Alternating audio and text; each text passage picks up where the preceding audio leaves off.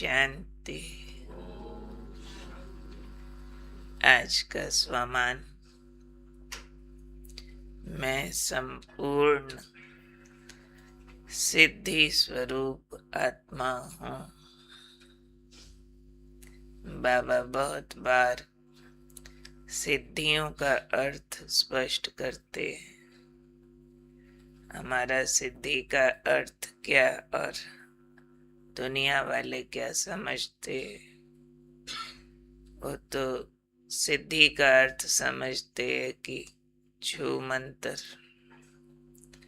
वो भी एक अर्थ ठीक है, कोई भी बात को इतना सिद्ध कर लेते हैं, इतनी उस पर प्रैक्टिस करके महारत हासिल कर लेते हैं कि अब थोड़े से एफर्ट से वो रिजल्ट आ जाता है। थोड़ा एक संकल्प भी बोलेंगे ये हो जाएगा, पर उससे पहले उन्होंने उस पर बहुत लंबी चौड़ी मेहनत की होती है, तो कहेंगे इनको सिद्धि प्राप्त है।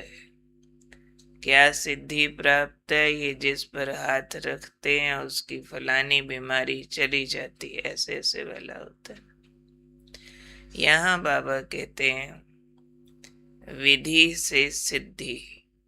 सिद्धि सिंपली मीन्स सक्सेस, सफलता को सिद्धि बोलते हैं। और यहाँ बाबा कह रहे हैं आपका हर कर्म संपूर्ण सफलता की ओर चाहिए, और उसके लिए चाहिए संपूर्ण विधियों का प्रयोग। और विधि जो बताई बाबा ने वो बहुत अच्छे तरीके से बाबा ने स्पष्ट किया है कि पहली बात तो आप याद रखो कि आप संगम युगी श्रेष्ठ आत्माएं हो, विधि। और दूसरा ये याद रखो कि आप संगम युगी श्रेष्ठ आत्माओं का हर कर्म विधान बन रहा है, कल्प कल्प के लिए। एक कल्प के लिए नहीं, हर कल्प के लिए आप लोगों का हर श्रेष्ठ कर्म। ऐसे नहीं उल्टा पुल्टा करो तो भी विधान बन तो वो भी जाता है थोड़ा, लेकिन हर श्रेष्ठ कर्म विधान बन रहा है। ये सोच कर हर कर्म करो तो अलबेलापन समाप्त हो जाएगा। ऐसा सोच कर कर्म करना विधि है। क्या सोच कर कर्म करना? कि मैं संगम युगी श्रेष्ठ आत्मा हूँ, मेरा हर श्रेष्ठ कर्म कल्प कल्प के लिए विधान बन रहा है। और याद रखो कि विधान बनाने वाली मैं जिम्मेवार आत्मा हूँ। ये याद रखो तो हर कर्म की संपूर्ण सिद्धि प्राप्त होगी। याद रखना है कि अपने श्रेष्ठ कर्मों के द्वारा विधान तैयार करने वाली मैं जिम्मेवार आत्मा हूँ। पहली बात बताई, अगर ये स्मृति रहेगी तो कर्मों से अलबेलापन समाप्त हो जाएगा। दूसरी बात कही, अगर ये जिम्मेवारी याद रही कि मैं जिम्मेवार हूँ विधान बनाने के, तो कर्मों की संपूर्ण सिद्धि प्राप्त होगी। ये विधि बाबा बता रहे हैं, क्योंकि विधान क्या चीज है? विधान मतलब है नियमावली। विधान होता है जिसको उल्लंघन नहीं किया जा सकता, वो अपराध होता है। किसी भी देश, किसी भी समाज के उसमें डूज और डोंट्स ऐसे वाले होते हैं जिसको सब पालन करते ही हैं। जैसे यहाँ पर गाड़ियों को बाएं तरफ चलना है तो चलना ही है, ये करना है तो करना ही है, ये नहीं करना, रेड लाइट पर रुकना है तो रुकना ही है, ग्रीन पर चलना है तो चलना है। क्रॉस नहीं किया जा सकता, और सब पालन करते हैं उसको। वो जीने का ढंग बन जाता है। पर आने वाले पूरे कल्प की सारी वंशावलियों का जीने का ढंग वो बनेगा जो अभी आप कर्म करके दिखा दोगे। सत्यमेव जयते। अभी कलयुग में तो ये विधान नहीं चल रहा, लेकिन आप संगम युग पर अपने सत्य स्वरूप में परम सत्य के साथ जी के दिखाते हो, सत्य कर्म करके दिखाते हो, तो पूरे कल्प के लिए विधान बन जाएगा कि सत्य की जीत होती है। उदाहरण के तौर पर बता रहे, निर्विकारी जीवन में ही संपूर्ण सुख शांति होती है। ये संगम युग पर आप जी कर दिखाओगे और पूरे कल्प के लिए विधान बन जाएगा। आत्मा में 7 गुण होते हैं। आपने लाखों ब्राह्मणों ने जी के दिखाया कि आत्मा समझा, ये 7 गुण आए, और जब 7 गुण आत्मा के आए, ये 5 विकार भागे। आपने जी के दिखा दिया कि सोल कॉन्शियस होने से असीम सुख आनंद शक्तियां प्राप्त होती है।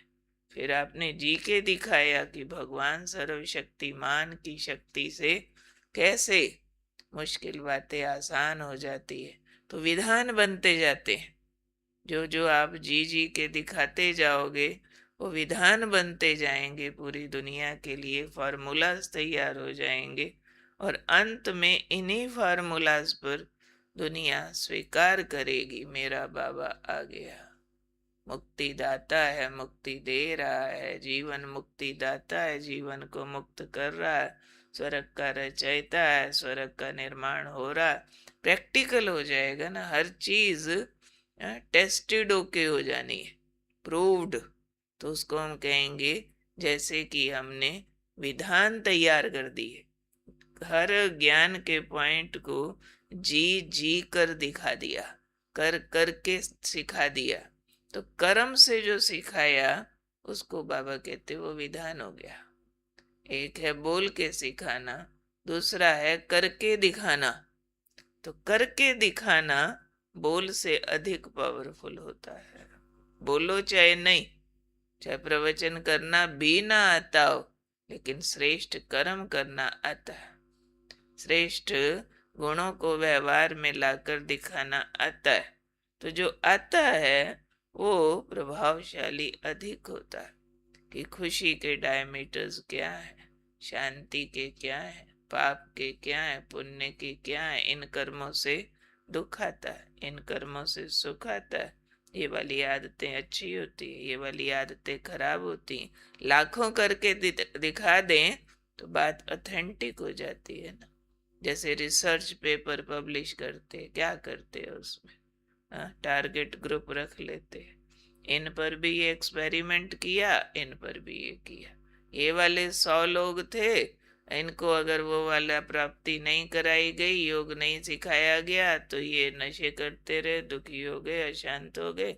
ये टारगेट ग्रुप, इनको योग सिखाया, इनके नशे छूट गए, इनके स्ट्रेस लेवल कम हो गया, इनकी जो कंसंट्रेशन है बढ़ गई, इनके पढ़ाई में ज्यादा मार्क्स आ गए। प्रूव्ड बात होगी ना। 100 ये इन पे ये किया, इन पे ये किया। वो लोग बंदरों पे करते रहते, बंदरों को ये खिलाया, उनको नहीं खिलाया, उनको ये दिखाया, उनको ये नहीं दिखाया। तो रिजल्ट निकालते हैं उस हिसाब से। तो रिसर्च पब्लिश हो जाती है कि इस हिसाब से इस बात का ये प्रभाव होता है। तो हम लोग रिसर्च स्कॉलर्स है।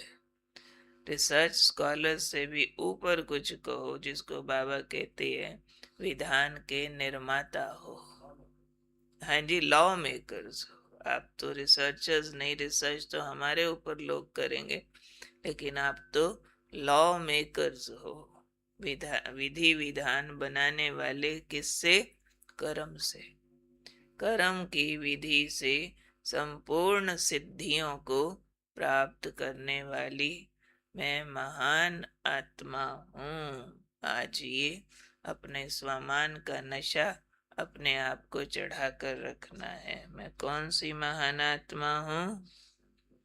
संपूर्ण सिद्धि स्वरूप और विधान की निर्माता, जिम्मेवार महान आत्मा हूँ। कर्म श्रेष्ठ करने के नाम पर कोई अलबेलापन नहीं। ठीक है, क्लियर है?